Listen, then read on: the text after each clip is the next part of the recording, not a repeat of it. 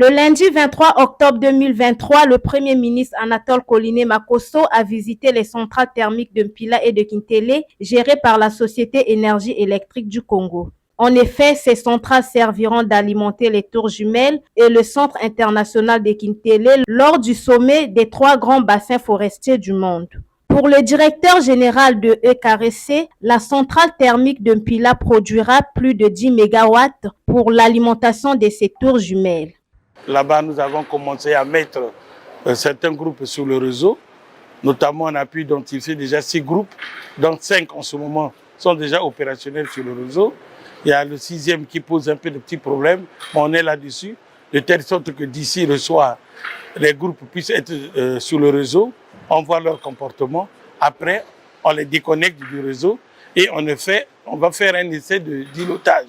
Ça peut se faire un peu tard, où on va alimenter directement les tours jumelles à partir de ces groupes. La centrale thermique de Kintélé avec ses 2 groupes électrogènes alimentera régulièrement le Centre international de conférence. La centrale de Kintélé, les 2 groupes qui étaient en panne, on a pu les réhabiliter et on a procédé aux essais donc de démarrage à vide. Nous sommes en train de regarder en ce moment la configuration du réseau de telle sorte que à partir de demain, nous puissions faire des essais qui permettront d'alimenter l'hôtel de Kintélé à partir des 2 groupes qui sont au niveau de la centrale thermique de l'université Denis Sassou Nguesso. Signalons que pour alimenter en courant électrique les structures qui abriteront les travaux du sommet des 3 grands bassins forestiers, toutes les dispositions nécessaires ont été prises par la Société Énergie électrique du Congo. À l'orée de la rentrée scolaire 2023-2024, ayant débouché sur une dizaine de recommandations, ont eu lieu ce 24 octobre à Pointe-Noire. Au cours de cette rencontre, le directeur départemental de l'enseignement préscolaire, primaire, secondaire et de l'alphabétisation de Pointe-Noire, Frédéric Bayonne, a sensibilisé la communauté éducative de la ville sous sa tutelle à la responsabilité et à plus d'efficacité en vue de l'amélioration du système éducatif au titre de l'année scolaire 2023-2024.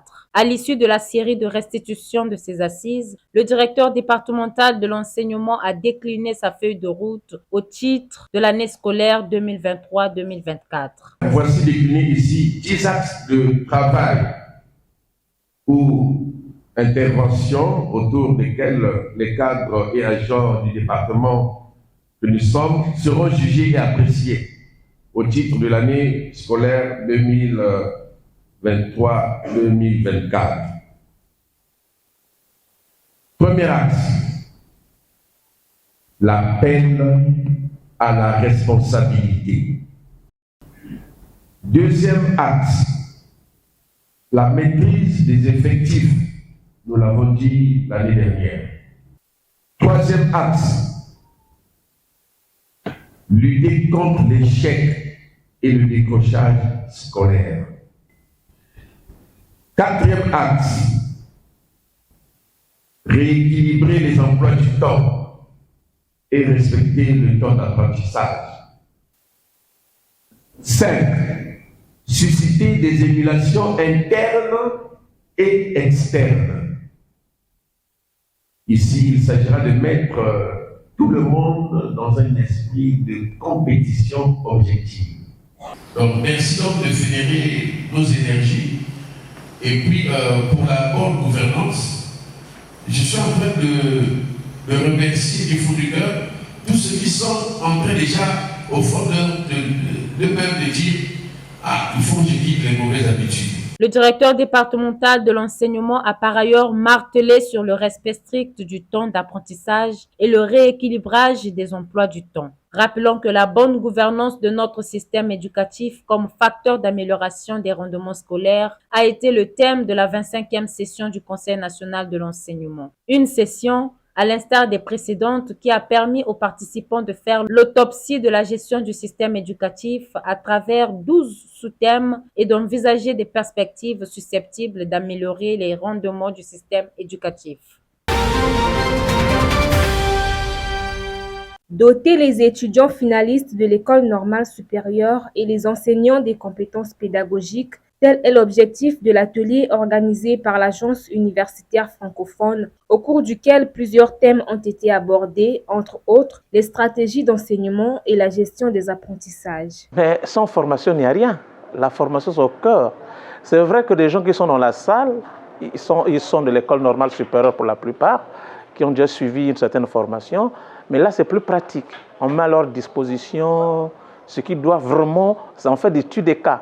Et là, l'avantage, c'est qu'on ne prend pas une seule classe, mais on prend beaucoup de collègues, beaucoup d'étudiants qui sont dans des autres salles, qui viennent pour booster un peu ce qu'ils savent déjà faire. Cette formation a pour attente de développer les capacités des enseignants et étudiants de l'ENS, de pouvoir mettre en pratique les connaissances acquises dans l'exercice de leur profession, notamment le développement des compétences des apprenants. Évaluer les différents apprentissages réalisés, parce que tout cela fait partie justement du métier d'enseignant. L'enseignant enseigne, mais il doit s'assurer que ce qu'il enseigne est en train d'être compris par les apprenants. Le métier d'enseignant, c'est vrai, on dit souvent que l'enseignant, c'est celui qui enseigne, hein, il transmet le savoir, mais il y a tout un environnement que l'enseignant doit mettre en place pour que justement cet objectif de transmission de connaissances ou de développement de compétences soit atteint. Les participants ont salué l'organisation de ces assises. Je n'ai pas fait une étude de manière approfondie sur la pédagogie. Donc pour moi, c'est une occasion à saisir parce que j'aimerais bien avoir les notions approfondies concernant la pédagogie. Un grand merci aux organisateurs parce que de telles formations sont vraiment rares. Ces formations fournies par l'Agence universitaire francophone seront poursuivies tout au long de ce trimestre. Chaque année, l'humanité consacre le mois d'octobre à la lutte et à la sensibilisation au cancer du sein et du col de l'utérus sous le vocal Octobre Rose. L'édition 2023 d'Octobre Rose se tient sur le thème « Adhérer au dépistage, c'est la meilleure manière de se protéger contre les cancers du sein et du col de l'utérus ». Durant tout le mois en cours, les médecins spécialistes et sages-femmes fortement mobilisés vont amplifier la sensibilisation à l'endroit des femmes afin de les pousser à se faire dépister contre cette pathologie. L'objectif est non seulement de susciter leur prise de conscience sur l'existence de la maladie, mais aussi et surtout de les pousser à connaître tôt l'état sérologique afin de mieux combattre la maladie. Le cancer du sein, en français facile en fait, pour que tout le monde comprenne, on peut prendre ça comme une multiplication anormale des cellules au niveau du sein. Maintenant, comment les gens font, parce qu'aujourd'hui les gens doivent savoir que quand tu as plus de 20 ans, il faut faire l'autopalpation.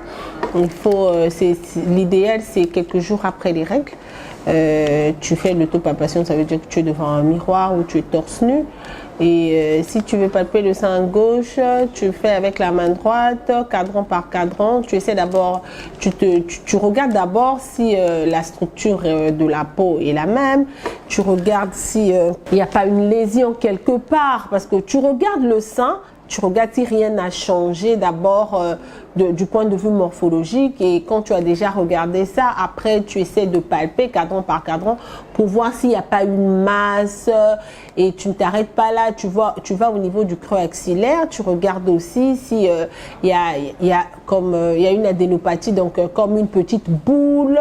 Et si tu essaies aussi de presser le mamelon, tu n'as pas d'enfant, tu n'as rien, le mamelon n'est censé sortir aucun liquide.